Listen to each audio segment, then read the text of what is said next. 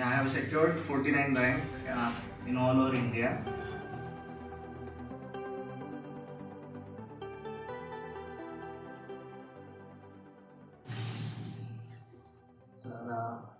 Thank you sir. तुम्ही दोघांनी पण मला एक इन्व्हिटेशन दिले की इतक्या साऱ्या विद्यार्थ्यांना एक गायडन्स द्यायसाठी. So really thank you for that. तर माझं नाव प्रितेश पखाले आहे. मी इंडियन फॉरेस्ट सर्व्हिसमध्ये यावर्षी सिलेक्ट झालेलो आहे आणि I have secured 49 rank in all over India. आणि this exam generally is conducted by UPSC. Sir तुम्हाला वगैरे UPSC असं काही माहिती असेल तर युनियन पब्लिक सर्व्हिस कमिशन हे क्लास 1 ऑफिसरसाठी एक्झाम घेत असतं. तर मी इंडियन फॉरेस्ट सर्व्हिसमध्ये सिलेक्ट झालेलो आहे आणि मी सरांचा 2007 पासनं स्टुडंट आहे, म्हणजे 7वी 8वी 9वी 10वीला. तर एक मी अतिशय माझं जर म्हणजे बॅकग्राऊंड बघितलं तर मी अतिशय एक ॲव्हरेज स्टुडंट होतो आधी. म्हणजे जेव्हा मी सरांचा क्लास लावला तेव्हा मी 8वी 9वीला गणेशदास श्री गणेशदास राठीमध्ये होतो आणि मला बेसिकली 80, 86, 82 असे या टाईपमध्ये पर्सेंटेज मिळायचे. बट एक कसं आहे की सरांचं एक दोन्ही सरांचं, सतीश सर म्हणावं किंवा भरत सर म्हणायचं, यांचं एक स्पेशल गायडन्स लागलं. मला एक मोटिवेटिंग फोर्स भेटला की जे मी पुढे जाऊन एक ॲव्हरेज स्टुडंट पुढे जाऊन एक करिअरमध्ये त्याच्या एक्सेल करू शकला. तर माझं जेव्हा मी 8वीमध्ये आलो तर मला बरेच प्रॉब्लेम जायचे सायन्स आणि मॅथ्समध्ये. तर सरांचं सायन्स वगैरेसाठी सर एकदम एक्सपर्ट आहेत आणि मॅथ्स पण सतीश सरांचं खूपच म्हणजे एकदम डीपमध्ये समजलं जातं. याच्यामुळं काय झालं की मला 10th मी डायरेक्ट 82 to 84% मुलगा डायरेक्ट 97% घेऊन आला आहे. तर त्याचं मेन रिझन होतं म्हणजे एक मोटिवेशन जे SB कोचिंग क्लासेसनी मला दिलं. म्हणजे मे बी एक प्रत्येक स्टुडंटमध्ये काहीतरी एक फोर्स असतो आणि प्रत्येक स्टुडंट टॅलेंटेड असतो. असं काही नसतं की even 60% person having 60% is also a talented person. But त्याला एक मोटिवेशन लागतं, एक फोर्स लागतो आणि ते म्हणजे सतीश सर आणि भरत सरांनी ते माझ्यातलं ओळखलं आणि त्यांनी मला कॉन्स्टंटली गाईड केलं. तर आमच्या इथे कसं झालं होतं की जेव्हा मी 9thला होतो तर तेव्हा आमच्या इथे बराच ग्रुप राहायचा. म्हणजे स्टुडंट्स खूप मोठ्या प्रमाणात म्हणजे जे क्लास अटेंड करायचे. आणि कसं व्हायचं तेव्हा की जे 10th क्लासेस वगैरे किंवा हे आहेत तर ते खूप आधी व्हायचे. म्हणजे सरांचा आधीपासून प्लॅन असा होता की जे क्रिटिकल स्टेजेस आहेत स्टुडंटच्या लाईफमधल्या 10th स्टँडर्ड किंवा 12th स्टँडर्ड, तर इथे आधीच पोरांची प्रिपरेशन चालू करून द्यायची, जेणेकरून कसं आहे की तुम्हाला एक प्लस फॅक्टर मिळेल बाकीच्या मुलांपेक्षा. तर आमची बॅच बहुतेक सर 9thमध्येच आमची तशी 10th तर 10th बॅच आमची आधीच चालू झाली होती. आणि बेसिकली जरी ती आधी चालू झाली असेल पण त्याच्या आधी पण सरांनी कॉन्स्टंटली आम्हाला गाईड करतच गेले की आमचं म्हणजे 9th पासूनच की 10th आहे तर हे टॉपिक्स तुम्हाला कामाचे पडेल पुढच्या वर्षी. तर यामुळे काय झालं की आम्ही 6 महिने कमीत कमी बाकी विद्यार्थ्यांपेक्षा समोर होतो. म्हणजे जर बाकी क्लासेस पकडले तर ते मे बी जून किंवा जुलैमध्ये चालू होतात 10thसाठी. आम्ही बरेच एक आधी होतो. तर आम्हाला कसं की मिनिमम 6 महिन्याचा एक प्लस फॅक्टर मिळाला आणि प्लस सरांची टेस्ट सिरीज होती त्यावेळेस आणि सर प्रत्येक सब्जेक्टमध्ये लक्ष द्यायचे प्रत्येक मुलांकडं. तर त्याच्यामुळं काय झालं प्रत्येक मुलाला इव्हन त्यावर्षी बहुतेक सर्वात जास्त मेरिट विद्यार्थी होतं क्लासेसमध्ये. तर मग त्याच्यामुळे काय झालं की प्रत्येक मुलाला एक चांगलं गायडन्स मिळाल्यामुळे जवळपास खूप मुलं खूप चांगले रँक्स सेक्युअर करू शकले. आणि त्याच्यानंतर पण सरांचं गायडन्स फक्त तेवढ्यावर संपलं नाही तर नंतर पण 11th असू द्या, 12th असू द्या, इव्हन इंजिनिअरिंगमध्ये पण ते सरांचं गायडन्स शेवटी राहत. म्हणजे कधी पण आल्यावर सर ते गाईड करतातच की तुम्ही ही ऑपॉर्च्युनिटी घेऊ शकता करिअरमध्ये वगैरे. तर ओव्हरऑल दोन्ही सरांचं माझ्या करिअरमध्ये बरंच इम्पॉर्टन्स आहे. बेसिकली एक ॲव्हरेज स्टुडंट जर इंडियन फॉरेस्ट सर्व्हिसमध्ये ॲज अ क्लास 1 ऑफिसर लागू शकतो तर या दोघांचं याच्यामध्ये बरंच श्रेय आहे, कारण की यांनीच मला या स्टेजपर्यंत आणून दिलेलं आहे. तर sir I would like to really thank you for that. आणि जर तुम्ही 10th किंवा 12thमध्ये असाल तर खरंच एक प्रत्येकाने स्वतःला एक मेरिटचं स्टुडंट आहे या हिशोबाने कन्सिडर करून जर तुम्ही प्रिपरेशन केली इरेस्पेक्टिव्ह ऑफ युअर बॅकग्राऊंड, म्हणजे बेसिकली तुम्हाला 60% असेल 70 असेल काही फरक नाही पडत. जर तुम्ही गोष्ट ही सिरियसली घेतली आणि दोन्ही सरांचं इव्हन ब्लाइंडली जरी फॉलो केलं, तुम्ही तुमची ॲडिशन करू शकता. असं बेसिकली प्रत्येक जणाची कॅपॅसिटी किंवा प्रत्येक जणाची आवड निवड वेगळ्या असतात. बट जरी तुम्ही ब्लाइंडली दोघांना फॉलो केलं तरी पण तुम्ही एक चांगला रँक सिक्युअर करू शकता. आणि फक्त 10th आणि 12th मध्येच नाही तर पुढं पण सरांचं गायडन्स तुमच्या करिअरमध्ये एक्सेल करायसाठी ते चांगलंच असतं. तर त्याच्यामुळे मला वाटतं की दोन सरांनी जे पण तुम्हाला गाईड करत असतील आणि पुढे करणार याच्याकडे तुम्ही 100% शुअर असू शकता की ते परफेक्ट गायडन्स आहे. कारण यांचा बऱ्याच वर्षाचा एक्सपिरियन्स आहे आणि आपण सध्या नवीन आहे. तर एक टीचर हे फ्रेंड फिलॉसॉफर गाईड असतो. त्याच्याप्रमाणे तुम्ही सर जे पण सांगता ते तुम्ही ऐकायला पाहिजे आणि तसं फॉलो करायला पाहिजे. तर हे ओव्हरऑल हे माझ्यातर्फे होतं. आणि सर म्हणजे असं युपीएससी बद्दल वगैरे आणि तू कसं अचीव केलं ना. तर याच्यामध्ये काय झालं की 12th नंतर मी एक मिनिट की समजा प्रत्येकाला IFS यांनी जे अचीव केलेलं सक्सेस हे कोणत्या प्रकारचं सक्सेस आहे हे माहिती आहे का तुम्हाला? सगळ्यात महत्त्वाचं म्हणजे IFS कशाला म्हणतात, भारतामध्ये कोणत्या महत्त्वाच्या एक्झाम आहे हे तुम्हाला माहित आहे का? कोणत्या कोणत्या? त्यातली सगळ्यात टॉपची एक्झाम कोणती आहे? UPSC मध्ये सिलेक्ट होणं म्हणजे भारतातली सगळ्यात महत्त्वाची एक्झाम सिलेक्ट होणं. लक्षात आलं? ते त्यांनी अचीव केलेलं आहे की जे अमरावती जिल्ह्यामध्ये त्यावर्षी तो एकटाच होता ना. हा यावर्षी आणि त्याच्या मागच्या 6-7 वर्षामध्ये एक स्वप्नील वानखेडे की ज्याची तुम्ही ॲड पूर्ण अमरावतीभर पाहिली होती आणि त्यांना भरपूर जणांनी, कारण की हे आता सेलिब्रिटी झाले म्हणजे यांना भेटण्याकरता भारतातल्या अदर जे सेलिब्रिटी आहेत ते यांना भेटण्याकरता यांची अपॉइंटमेंट घेतात. उत्सुक येतो. लक्षात आलं ना.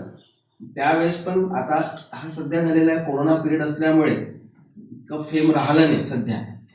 लक्षात आलं. मला वाटतं एकूण 700 ते 750 विद्यार्थी होत असेल पास. हा सर सिव्हिल सर्व्हिसेसमध्ये 700 होतात जवळपास 750 पर्यंत. आणि फॉरेस्ट सर्व्हिसेसचे 90 असतात.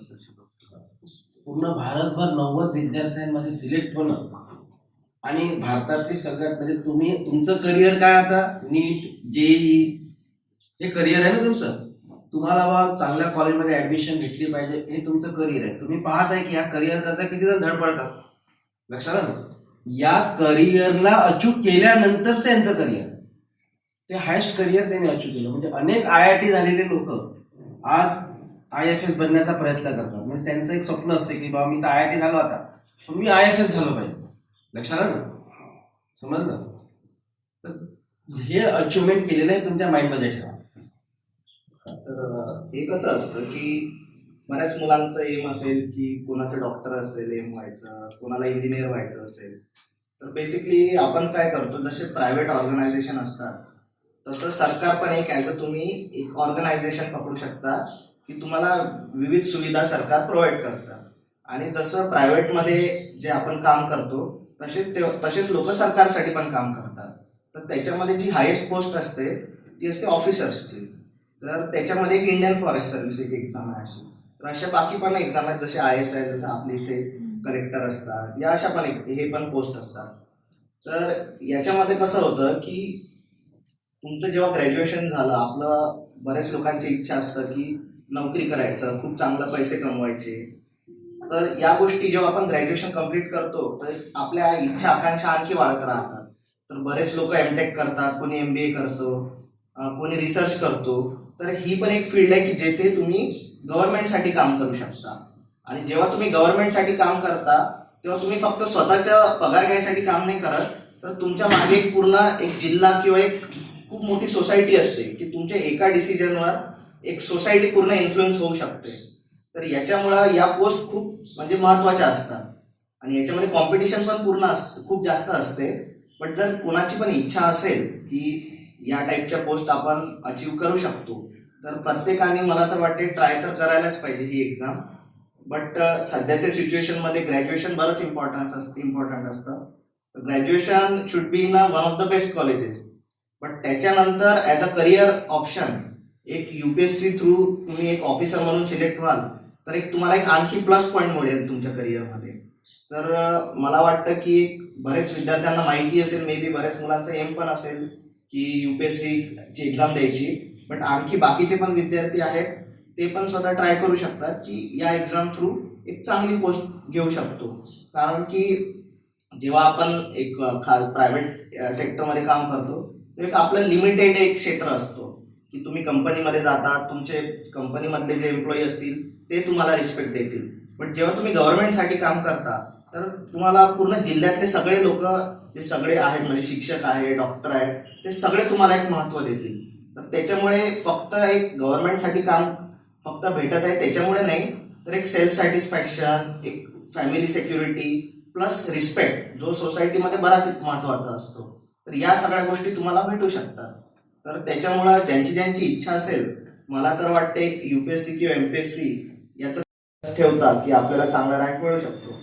तसाच एक कॉन्फिडन्स जर तुम्ही पूर्ण जीवनभर ठेवला तर तुम्ही UPSC काय कुठली पण एक्झाम क्रॅक करू शकता. तर हे असं मला वाटतंय. म्हणजे आणखी कोणाला काही असं क्लिअरली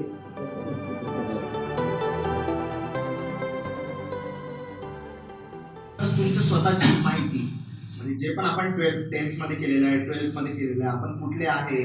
आता आपण फॉर एक्झाम्पल अमरावतीचे आहे, अमरावतीमध्ये किती पॉप्युलेशन आहे, अमरावती कशासाठी ओळखलं जातं, अमरावतीचे प्रॉब्लेम्स काय आहे नेमके, एक ओव्हरऑल अंडरस्टँडिंगने एक इंटरव्ह्यू असतो. आणि तुमचं याच्यामध्ये 10th आणि 12th मार्क्स तर एक one of the key factor असतातच, प्लस तुमचं ओव्हरऑल अवेअरनेस पण एक इम्पॉर्टंट फॅक्टर असतो. ही एक्झाम क्लिअर झाली तर त्याच्यानंतर तुम्ही रँक येतो तुमचा, आणि जसा जसा रँक येतो त्याच्यानुसार सर्व्हिसेस अलोकेट होतात. तर ऑल इंडिया सर्व्हिसेस 3 आहेत. म्हणजे ऑल इंडिया सर्व्हिसेस म्हणजे फक्त आम्ही सेंटरला पण रिपोर्ट करतो आणि स्टेट गव्हर्नमेंटला पण रिपोर्ट करतो. म्हणजे आमचे 2 रोल आहेत, सेंट्रल गव्हर्नमेंट सोबत पण रोल असतो, स्टेट गव्हर्नमेंट सोबत पण रोल असतो. तर अशा 3 सर्व्हिसेस आहेत. एक आहे IAS, एक आहे IPS म्हणजे पोलीस, आणि तिसरी आहे इंडियन फॉरेस्ट सर्व्हिसेस. या 3 एक्झाम आहे आणि बाकी सेंटरच्या असतात की ज्या सेंटरला रिपोर्ट करतात. जेव्हा आपला रिझल्ट लागतो त्याच्यानंतर 1 ते 2 वर्ष ट्रेनिंग असतं. ट्रेनिंगमध्ये तुम्हाला मसुरी एक शहर आहे, तिथे ट्रेनिंग असतं आणि बरेच फॉरेन व्हिजिट असतात. 6 महिने तुम्ही फॉरेनमध्ये राहता सहसा, आणि त्याच्यानंतर तुम्ही भारतातल्या विविध राज्यात जाऊन काम करता. आणि एक भारत दर्शन नावाचा एक प्रोग्राम असतो ज्याच्यामध्ये 1 ते 2 महिने फक्त तुम्ही भारतामध्ये पूर्ण फिरून येता वेगवेगळ्या जागी की इथे या प्रॉब्लेम्स आहेत, इथे या फॅसिलिटीज आहेत. तर तुम्ही फक्त भारतातच नाही तर इंटरनॅशनली पण तुमचे टूर असतात. 4 ते 5 देश ते फिरवतात आपल्याला, आणि ओव्हरऑल एक ट्रेनिंग एक्सपिरियन्स झाला की त्याच्यानंतर तुम्हाला ॲक्च्युअल जॉबमध्ये एंट्री होते तुमची. त्याच्यामध्ये करिअर एक्सेल होतो. एक हायेस्ट पोस्ट असते एक सेक्रेटरीची. सेक्रेटरी म्हणजे पूर्ण राज्याचं जरी पॉलिटिशियन्स निर्णय घेतात, म्हणजे फॉर एक्झाम्पल आपले माननीय उद्धव ठाकरे साहेब आहेत, हे निर्णय घेतील की आपल्याला हे करायचं आहे, बट ॲक्च्युली कोण करणार काम, तर ते आमच्यासारखे अधिकारी करतील पुढे जाऊन फ्युचरमध्ये. तर हे लास्ट म्हणजे सर्वात एक जे टॉपची पोझिशन आहे ती असते सेक्रेटरीची. जे पण आपले निर्णय नेते घेतात किंवा आपले मुख्यमंत्री असू द्या किंवा एज्युकेशन मिनिस्टर, हे जे निर्णय घेतात याला जे ॲक्च्युअलमध्ये इम्प्लिमेंट होतात ते आमच्यासारखे अधिकारी करतात. तर हा एक ओव्हरऑल रोल आहे इंडियन फॉरेस्ट सर्व्हिस किंवा ओव्हरऑल ॲडमिनिस्ट्रेशन. इंटरव्ह्यू कोणत्या लँग्वेजेसमध्ये कंडक्ट होतात? Interview you can do in English or तुमचं नेटिव्ह लँग्वेज, म्हणजे मराठी किंवा इव्हन कुठली पण लँग्वेज असेल तर ते तुम्हाला स्पेशली पण कोणतं प्रिफर करायला पाहिजे? इंग्लिश. किती वेळ चालतो इंटरव्ह्यू? इंटरव्ह्यू सहसा अर्धा तास ते 40 मिनिट चालतो. आणि वन ऑफ द बेस्ट तिथे म्हणणार की सायंटिस्ट असतात, कोणी रिटायर्ड अधिकारी असतात, कोणी आर्मीचे ऑफिसर्स असतात खूप वरच्या लेवलचे. असं एक डायव्हर्सिफाईड एक पॅनल असतं, त्यांच्या थ्रू तुमचा इंटरव्ह्यू आहे. खर्च किती येतो मग एक्झाम्सला? एक्झाम्सला काही खर्च नाही. फक्त आपला खर्च आहे जे डेली सस्टेनन्स, म्हणजे तुम्हाला स्वतः जो खर्च आहे तो आहे. एक्झामसाठी काही खर्च नाही. नाही सर, मी आता सध्या सुट्टीवर आहे, बट नेक्स्ट इयर जाईल.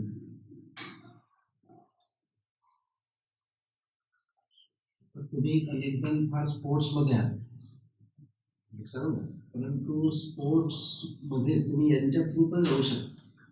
म्हणजे आता याला सर्व फॅसिलिटी नाही. यांनी जर का कशात करिअर करायचं ठरवलं स्पोर्ट्समध्ये, तर जसं आता महेंद्रसिंग धोनी कसा आला टीम मध्ये? त्यांनी जर का सरकारी नोकरी मिळवली नसती, प्रायव्हेट सेक्टर मध्ये नाही जाऊ शकत तुम्ही जनरल, पण कोणतंही खातं असेल तर त्यांच्या टीम असतात प्रत्येक गोष्टीच्या, त्या टीम मध्ये ते सिलेक्ट होऊ शकतात. म्हणजे तुमचं आतापर्यंत जरी अचिव्हमेंट झालं नसतं, तुम्ही मग एक प्रयत्न करायला पाहिजे की बा सरकारी डिपार्टमेंटमध्ये मी जायला पाहिजे आणि मग मी स्पोर्ट्स पण त्याच्यात हे करायला पाहिजे.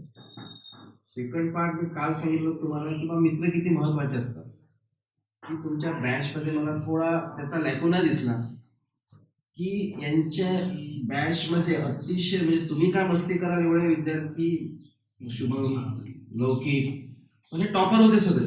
लौकिक देखील आता UPSC ची प्रयत्न करेल, है ना? बरोबर आहे ना? शुभम जोशी कोणाच्या बॅचमध्ये? तो शुभम जोशी मंत्रालयामध्ये आहे सर, तो पण अधिकारी आहे MPSC थ्रू, तो कोणाच्या बॅचमध्ये? माझ्याच बॅच. हा, तो पण येऊन भेटला मला. तो पण येईल. त्यांनी पण IAS ची एक्झाम पास केली बघा.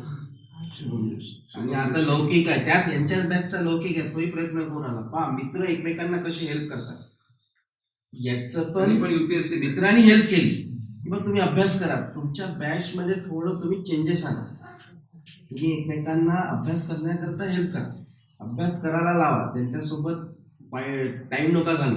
12वीच्या विद्यार्थ्यांच्या सोबत 1 मिनिट नका राहू. समजलं ना? म्हणजे हे एक उदाहरण आहे. तुझ्या बॅच मध्ये शुभम जोशी होता ना? तो रात्रीच्या ते सेम बॅच होता. त्याची पोस्ट काय आहे? मंत्रालयात. ASO एक असिस्टंट सेक्शन ऑफिसर. हा, तो आला तर भेटायला. आमच्या वेळेस कसं की खूप गर्दी राहायची, म्हणजे अलीवेळ तर बसायला खुर्ची दारामध्ये पण राहायची. मला आठवतं की खुर्च्या दारामध्ये पण राहायच्या. आणि तेव्हा कसं होतं, एक पॉझिटिव्ह कॉम्पिटिशन होता. Positive competition in the sense की कोणी अभ्यास करतोय तर त्याला बघून दुसरे पण अभ्यास करायचे. म्हणजे बऱ्याचदा होतं की सरांना 5-10 मिनिट जर लेट झालं तर पोरं गोष्टी करतात, बट आमच्या बॅचमध्ये असं होतं की पोरं अभ्यास करायचे. म्हणजे काल जे शिकवलेलं आहे कमीत कमी ते वाचत बसायचे. तर एक पॉझिटिव्ह एन्व्हायरमेंट जास्त होतं.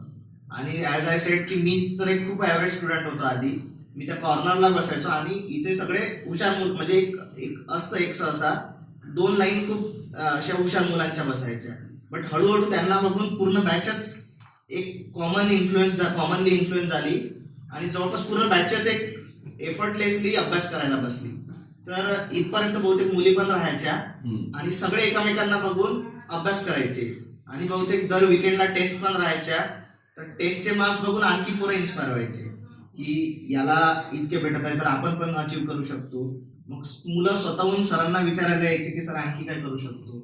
मग सर त्यांना आणखी गाईड करायचे. तर एक खूप एक कसं असतं की जर जेव्हा स्टुडंट स्वतःहून इंटरॅक्शन करतील, आणि सहसा कसं असतं की जितके जास्त मुलं क्लासमध्ये असतील तेवढं इंटरॅक्शन जास्त होतं कधी कधी. तर आपण ते पॉझिटिव्हली कधी घेऊ शकतो, जर मुलं सगळ्यात जर अभ्यास करत असतील तर ते एक बेनिफिशियल फॅक्टर असतं तुमच्या एक प्रिपरेशनमध्ये. तर तेच आहे की तुम्ही एक ग्रुप चांगला ठेवा नेहमी, म्हणजे अभ्यास करताना. आणि एक एम ठेवा की टाइमपास हे सेकंडरी गोष्ट आहे, मेन एम ठेवायचं की अभ्यास. कारण की तुमचं हेच 2-3 वर्ष आहेत की जे तुमचं करिअर पूर्ण डेव्हलप करू शकता. जर तुम्ही इथे टाइमपास केला तर पूर्ण जीवनभर तुमचा टाइमपास राहील, म्हणजे जीवनभर खेळतच येणार. आणि इथे जर तुम्ही बरोबर डिसिजन घेतला की आधी आपली हिस्ट्री कशी पण असू द्या, म्हणजे आपण किती पण टाइमपास केलेला असू द्या, पण इथे जर तुम्ही डिसाईड केलं की नाही आता आपल्याला लाईफमध्ये सिरियस व्हायचं आहे, तर this is a time where you can get serious and excel in your career.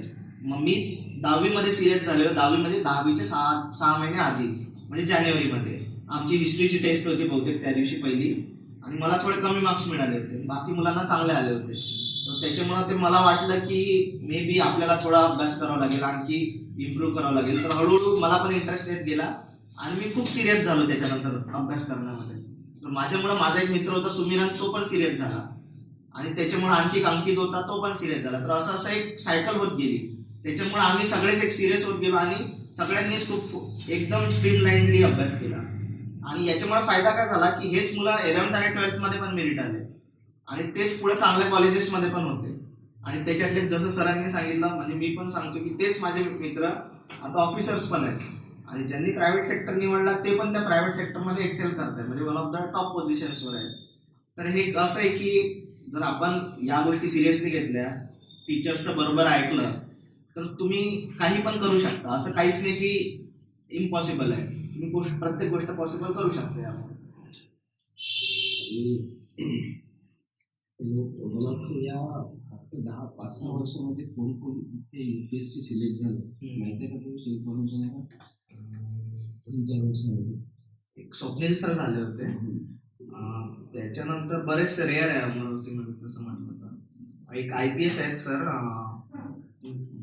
मला त्यांचं नाव नाही आठवत आहे. एक संदीप काहीतरी नाव, एक IPS झालेले आहे आणि हे स्वप्नील सर झालेले आहेत. बाकी सहसा रेअर आहे अमरावतीमध्ये. आपल्या इथे आणखी म्हणजे मुलांना आणखी एक मोटिवेशन फॅक्टर पाहिजे. हां, संतोष सुखदेव पण झालेले आहेत. केजरीवाल CM त्यांनी कोणती एक्झाम पास केली हीच एक्झाम म्हणजे ते पण IIT मध्ये होते. जेई तेव्हा एक्झाम जेई असेल किंवा कुठली असेल ते पण IIT मध्ये होते. आणि त्याच्यानंतर त्यांना वाटलं की UPSC मध्ये म्हणजे सिव्हिल गव्हर्नमेंटसाठी काम करणं म्हणजे चांगला फॅक्टर आहे. ते पण माझ्यासारखी एक्झाम देऊन इंडियन रेव्हेन्यू सर्व्हिसमध्ये सिलेक्ट झाले होते. म्हणजे अरविंद केजरीवाल दिल्लीचे मुख्यमंत्री. आपल्या अमरावतीमध्ये म्हणजे मागच्या काही वर्षामध्ये 3 ते 4 नाव आहे की जे या लेवलचे एक्झाम सिलेक्ट होऊ शकले. समजलं? एक सुखदेव, संतोष सुखदेव, तो मला वाटतं धारणीचा तिकडचा. दुसरा एक स्वप्नील वानखेडे आणि ते देशमुख आहेत, तेच IPS आहेत. IPS आहे. आणि विचार करा की आपल्या अमरावतीमध्ये भरपूर जण बसतात म्हणजे दिवस रात्र लायब्ररीमध्ये अभ्यास करत बसलेले असतात विद्यार्थी या एक्झाम सिलेक्ट करण्याकरता. पण त्यातले 4 झाले. अजून एक तो MPSC झाला आपले ते स्टुडंट. त्यानंतर UPSC सेलटॅक्समध्ये त्यांनी ते पण अचीव केले. गोवाड म्हणून आहे, धीरज गोवाड, तो पण येईल तुम्हाला भेटायला. तो सध्या दारव्याला नाही, त्याचा भाऊ आहे दारव्याला, तो पण UPSC, दोन्ही भाऊ MPSC सिलेक्ट झाले. ते इथे येताना ते 5वीत आले होते आपल्या इथे बॅचला, तर त्यांना काहीच समजत नव्हतं, इतके घाबरायचे ते. 5वीत तिथे आल्यानंतर त्यांना नवोदय स्कूल भेटली, आपल्या इथेच राहायचे. आज दोघेही जण क्लास 1 ऑफिसर आहे. एक जण दारव्याला आहे आणि एक जण भंडारा आहे. असं अचिव्हमेंट आहे. लक्षात ना, हे अचिव्हमेंट ज्या टेबल तिथे तुम्ही जे डेस्क बेंचवर बसलेले आहे तिथून स्टुडंटनी मिळवलेलं आहे. कदाचित तुम्ही यांच्यापेक्षा ब्रिलियंट असाल, पण वातावरण याचा त्याचा कसा फरक पडतो हे त्यांनी सांगितलं, तर ते तुम्ही करून आणा. लक्षात ना, याच्याकरता आपण हा एक महत्त्वाचा पिरियड अरेंज केला. तुम्हाला सकाळी 10 वाजता बोलावलं. सध्या कोरोना पिरियड असल्यामुळे आपण अनेकांना नाही बोलवू शकलो. तर आपल्या इथे दरवर्षी असे इन्स्पायरेशनचे एक मोटिवेशनचे पिरियड असतात. आपल्या क्लासेसमधून तर होतेच, पण तसे स्टुडंट पण आपण बोलवून त्यांच्या थ्रू हे इन्स्पायरेशन करतो. आणि अशी अचिव्हमेंट तुमच्या नशिबी मिळाली तुम्हाला. एक IFS झालेला आपल्या क्लासेसचा स्टुडंट तुम्हाला गाईड करून राहिले, हे गायडन्स फार कमी जणांना भेटत असते. समजलं ना? तुम्ही स्वतःच ऐकलंय की तुम्हाला चांगला गायडन्स केला. त्यांनी पण सांगितलं की त्याचे पण पर्सेंटेज असे होते, साधारण होते पहिले, पण तिथून जी सुरुवात झाली आणि त्याने जे एक ॲडॅप्टेशन केलं, ठीक आहे ना, ते त्याच्या कामात आलं म्हणून खूप. आणि आज क्लासेस करता ना आपल्या अमरावती करता खूप म्हणजे भूषणाची गोष्ट आहे की हे अचिव्हमेंट केलं आहे आपल्या अमरावतीच्या स्टुडंट. क्लासेसच्या नंतर आहे आपण तो म्हणू की अमरावतीचं एक खूप मोठं भूषण आहे. तर हे काय म्हटलं 6 महिने व्हिजिट करून आपलं फॉरेन करतो. हां, म्हणजे कसं असतं की फॉरेनमध्ये पण वेगवेगळ्या घडामोडी चालू असतात. तर तुम्हाला एक चांगला एक्सपोजर आणि एक बाहेरच्या लोकांसोबत पण इंटरॅक्शन करता आलं पाहिजे, प्लस मोर नॉलेज गेन करता आलं पाहिजे, इकडे इम्प्लिमेंट करू. हां, तर मग त्याच्यासाठी एक फॉरेन व्हिजिट पण असतात 6 महिने. प्लस मी हे विसरलो सांगायला की इवन तुम्ही ऑफिसर सिलेक्ट झाले तरी तुम्ही 2 वर्षासाठी सुट्टी घेऊ शकता पोस्ट ग्रॅज्युएशन करायसाठी. तर गव्हर्नमेंट तुम्हाला स्वतः फंड्स देते, स्कॉलरशिप देते की तुम्ही MS पण करू शकता. इवन तुम्ही UPSC as a officer select झाले तरी पण तुम्ही फॉरेनमध्ये MSच नाही, कुठली पण पोस्ट ग्रॅज्युएशनची डिग्री तुम्ही घेऊ शकता. तर 2 वर्ष गव्हर्नमेंट तुम्हाला स्वतः विचार आहे का? सर आता माझा सध्या तर आय एसचा विचार आहे आणखी, म्हणजे आता मी सध्या इंडियन फॉरेस्टमध्ये आहे, सरस्वतीमध्ये आहे. It is equal to I S, but I एसचे आणखी थोडे रोल चांगले आहेत.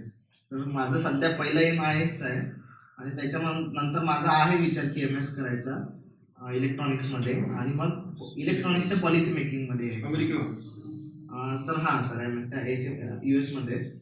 तर ते चालू आहे. थोडं MS बद्दल माहिती दे. कसं करायचं काय वगैरे. तर माझ्या साडी देखील आहे ना, तू अनायसे आहे तुझ्या शब्दांमध्ये.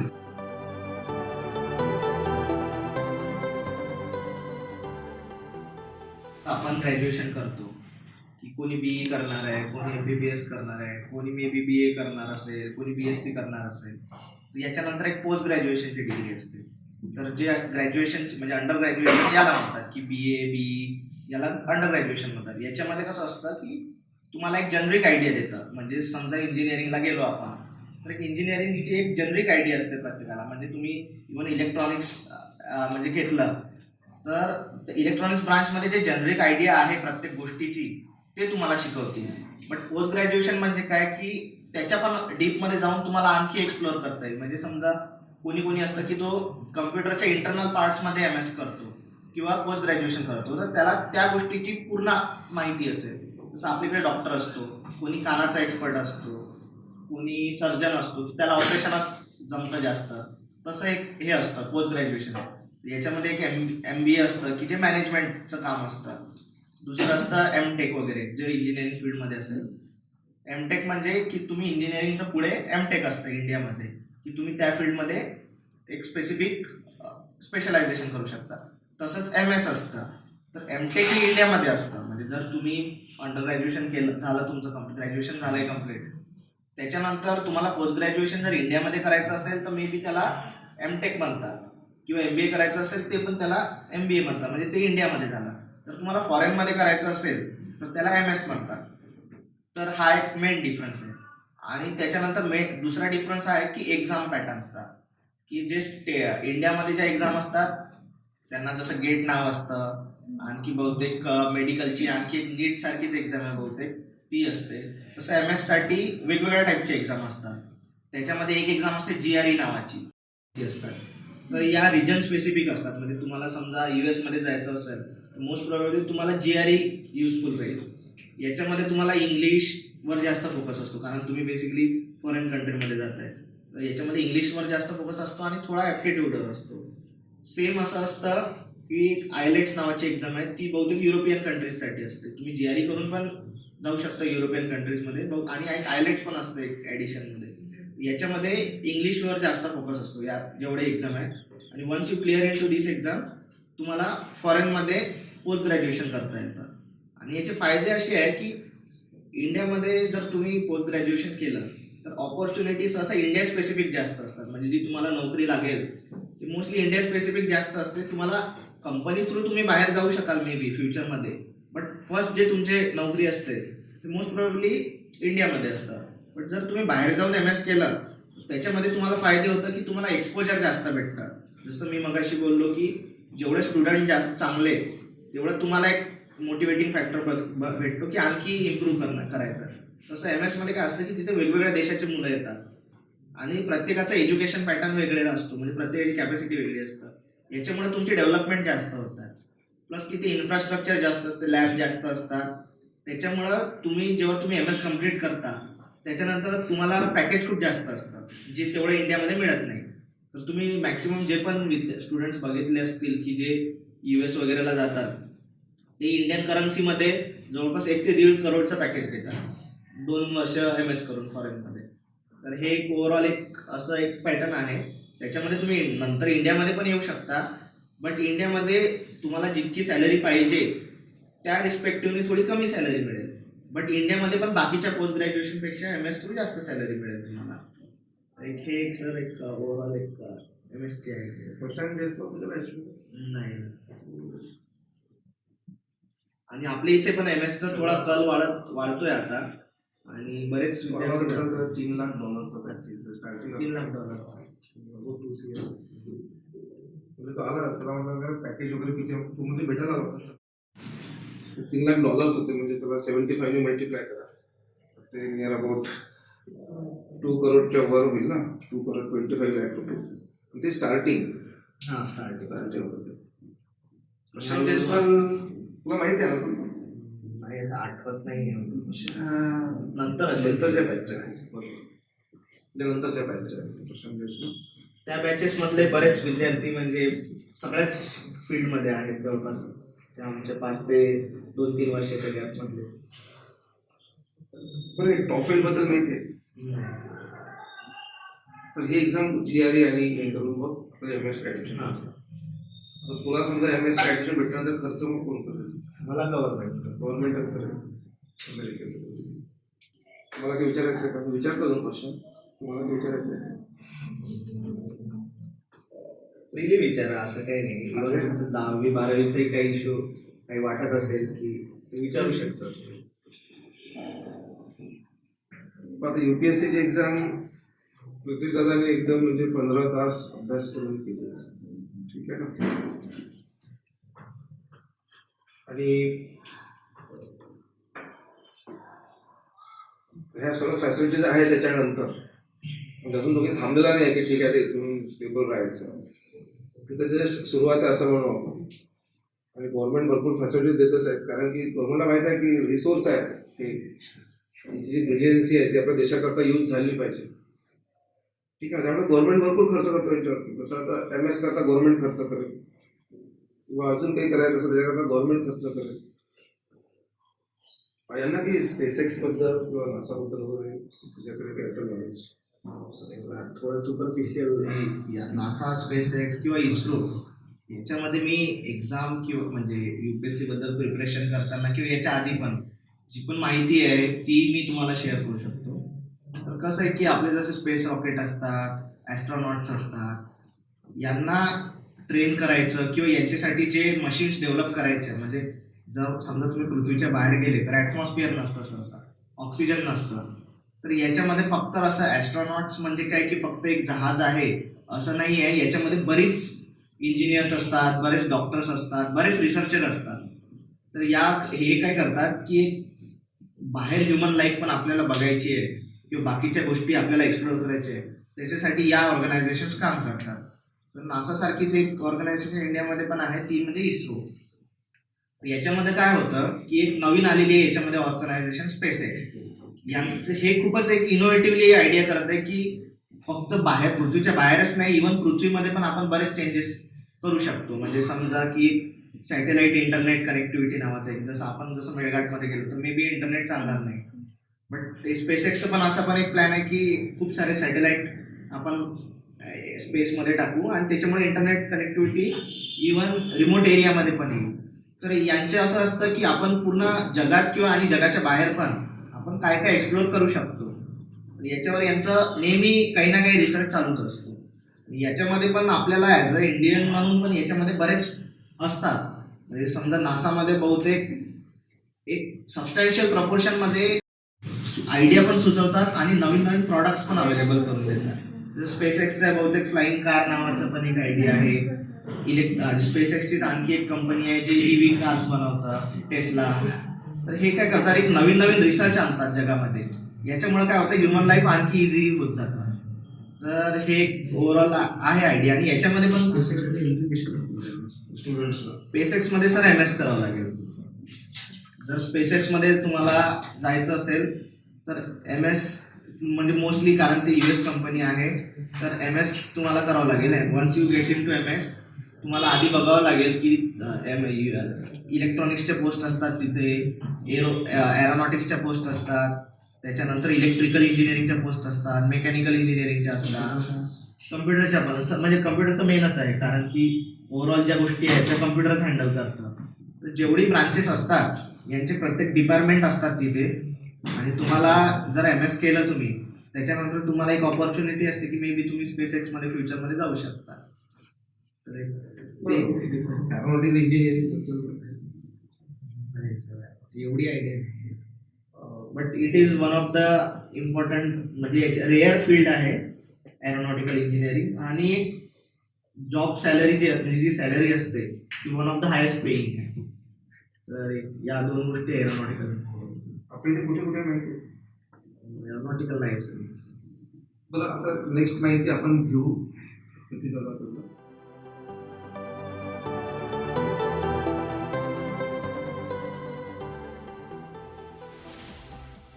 कॉलेज ऑफ इंजिनिअरिंग पुणे हे it is one of the oldest college in Asia actually. So there are only it is a third oldest college in Asia and it was founded in 1864. So it has a legacy which is more than IIT because IITs are after 1950. But हे 1800 पासून चालू आहेत हे colleges. तर सध्या COEP मध्ये जवळपास 9 ते 10 ब्रांचेस आहेत. याच्यामध्ये टॉप प्रायोरिटीमध्ये कम्प्युटर आणि IT आहे, म्हणजे इन्फॉर्मेशन टेक्नॉलॉजी. त्याच्यानंतर इलेक्ट्रॉनिक्स अँड टेलिकम्युनिकेशन, आणि मग त्याच्यानंतर मेकॅनिकल इंजिनिअरिंग आहे, इलेक्ट्रिकल इंजिनिअरिंग आहे, प्रोडक्शन इंजिनिअरिंग आहे, इन्स्ट्रुमेंटेशन आहे, सिव्हिल इंजिनिअरिंग आहे. तर असे जवळपास कुठे मे बी पब्लिक स्पीकिंगचा प्रोग्राम आहे, कुठे काही प्लांटेशन ॲक्टिव्हिटी आहे. तर याच्यामुळे काय होतं की फक्त तुम्ही अकॅडमिकली नाही तर overall as a human being पण खूप जास्त डेव्हलप होता. तर इथे 4 वर्षाचा कोर्स जेव्हा आपण कम्प्लीट करतो तर इथे तुम्हाला व्हेरियस कंपनीज जे पुणेमध्ये असतात, मुंबईमध्ये असतात, त्या वन ऑफ जसं बजाज ऑटो आहे. पहिला ऍडमिशन कशी मिळवायची COEP? सर ॲडमिशनसाठी तुम्हाला टॉप राहावं लागेल, म्हणजे CET, म्हणजे मला आता माहिती नाही की तर CET मध्ये तुम्ही जर टॉप असाल, आणि बहुतेक JEEचा पण कोटा आहे वाटतो, जर तुम्ही स्टेटमध्ये याच्यामध्ये चांगले रँक जर सिक्युअर केले तर तुम्हाला COEP मध्ये ॲडमिशन मिळतं. आणि त्याच्यामध्ये पण तुमचं जितका चांगला रँक, तुझा कोणता रँक होता? मला सर एवढं आठवत नाही, मला 181 मार्क्स होते 200 पैकी. हां, 181 आउट ऑफ 200. आणि तेव्हा मला electronics he one of the best branch होती तिथे तेव्हा, म्हणजे त्या टाईपला कम्प्युटर IT सेकंड प्रेफरन्स होता लोकांचा. तर मला इलेक्ट्रॉनिक्समध्ये भेटली होती ॲडमिशन. तर आताही COEP बहुतेक म्हणजे जर स्टेट एक्झाम थ्रू म्हटलं तर फर्स्ट प्रायोरिटी असते मुलांची की COEP मध्ये एक्झाम म्हणजे ॲडमिशन घ्यायची. आणि तसं बहुतेक ऑल इंडियामध्ये 28 काहीतरी रँक आहे वाटतं बहुतेक COEPचा. आणि आता पुढे जाऊन COEP एक डीम्ड युनिव्हर्सिटी होणार आहे. डीम्ड युनिव्हर्सिटी म्हणजे आता पण COEP स्वतःची एक सर्टिफिकेट देतं, म्हणजे डिग्री सहसा युनिव्हर्सिटी अवॉर्ड करत असतं. बट COEP मध्ये असं आहे की सगळं कॉलेज तयार करतं, एक्झाम पण कॉलेज घेतं, करिक्युलर पण बऱ्यापैकी करिक्युलम जो आहे म्हणजे जे सब्जेक्ट्स आहेत ते पण COEP डिसाईड करतं. आणि जे सर्टिफिकेट आहे ते 2 भेटतात, एक कॉलेजचं पण भेटतं डिग्रीचं आणि युनिव्हर्सिटीचं पण भेटतं. आणि पुढे जाऊन COEP एक स्वतःच एक युनिव्हर्सिटी बनणार आहे, म्हणजे 2-3 वर्षामध्ये. त्याच्यामुळे COEP स्वतःच सगळ्या गोष्टी करेल. It is one of the best college after IIT Bombay in Maharashtra. आणि सिलेक्शन काय कोणत्या प्लेसमेंट सर सगळ्या, म्हणजे जेवढ्या महाराष्ट्रामध्ये किंवा ऑल ओव्हर इंडिया, इव्हन फॉरेनच्या कंपनीज, इव्हन गुगल पण येत असतं. गुगल येतं? हां, गुगल येतं, टेक्सास येतं. गुगलचं असं पुणे रिजनसाठी येते पूर्ण, की पूर्ण कॉलेजेस पुणेमध्ये जितके पण कॉलेजेस आहेत त्यांच्यासाठी येतं. एक टेक्सास इन्स्ट्रुमेंटेशन आहे जी USची कंपनी आहे. बऱ्याच ज्या कंपनीज आहेत म्हणजे ऑल ओव्हर इंडिया किंवा मल्टीनॅशनल कंपनीज पण, जवळपास सगळ्या कंपनीज कॅम्पस. हां सर, मी कॅम्पस थ्रू फोर्ड मोटरमध्ये होतो, जी USची कंपनी आहे. तर इथे 100% प्लेसमेंट आहे. पॅकेज किती? मला स्टार्टिंगला 9.5 लाख. म्हणजे ॲक्च्युली मुलांना जास्त होतं, बट माझा कल थोडा इकडे येत होता, म्हणजे माझं थोडंसं डिसाईड होतं. असं मला फिक्स नव्हतं मी करिअरमध्ये बरोबर. म्हणजे मला वाटायचं की मी प्रायव्हेट सेक्टरमध्ये फुल्ली मला करिअर करायचं आहे की दुसरं करिअर करायचं आहे, याच्यासाठी मी फिक्स नव्हतो. त्याच्यामुळं मी 2 वर्ष कमी सॅलरीची जॉब घेतला. बट माझे जे बाकी फ्रेंड्स होते त्यांना 18-19 लाखचं पॅकेज होतं जवळपास. माझा रूममेट होता स्टार्टिंग आहे. हां. आणि माझं असं होतं की मला थोडा स्टेबल जॉब पाहिजे होता, ज्याच्याकरून मी डिसाईड करू शकेल की फ्युचरमध्ये आणखी मी काही करू शकतो का. माझं 2018 म्हणजे 2 वर्षामध्ये डिसाईड झालं की मला UPSC करायचं आहे. तर मग ते मी त्या हिशोबाने माझा जॉब तेवढा होता. बट मुलांना आता 100%, तेव्हा पण 100% प्लेसमेंट होती, आता पण 100% प्लेसमेंट आहे. आणि सॅलरी पण ऑल ओव्हर महाराष्ट्रापेक्षा जास्त असते.